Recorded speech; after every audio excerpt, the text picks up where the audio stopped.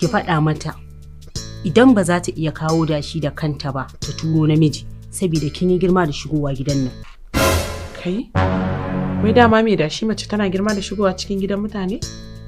In kin koma gida sai ki faɗa sai ki tambayi mahaifiyar taki.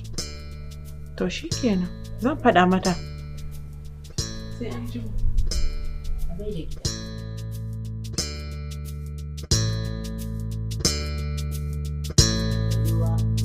Tabara Baba Audu lamarin ka sai dai da wani yara.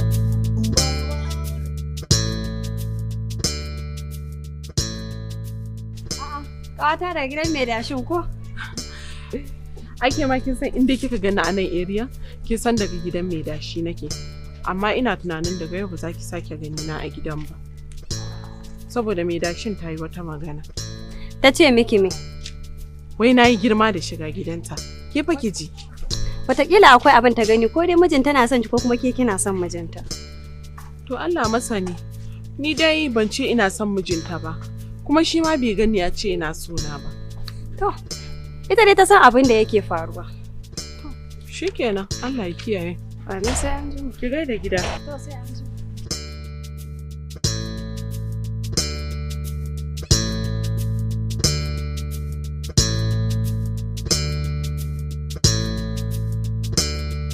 Baba Audu lamarin ka sai dai da wani yara. Baba Audu mugun halin ka sai dai kar ka ƙara. Baba Audu Baba Audu kai ba mace ba sai kissa. Baba Audu lamarin ka Baba Audu sha'anin ka Baba Audu mugu Baba Audu zalunci Baba Audu.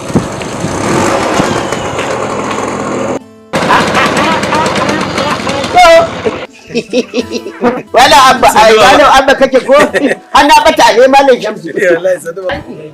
Ya hakuri. Alhamdulillah. Aje kana tafe. Saura ka dan ka tarar bana ne. Wallahi da na fita. Sani da zuwa. An zo da abin? Wai shi kawun nawa shine yace in gaya maka. To wai wanda zai bada kudin ya da nisa. To a bada lamba account sai a tura mai sai ya sauko. Lamba account dina? To ai ni Baba Audu Baba Audu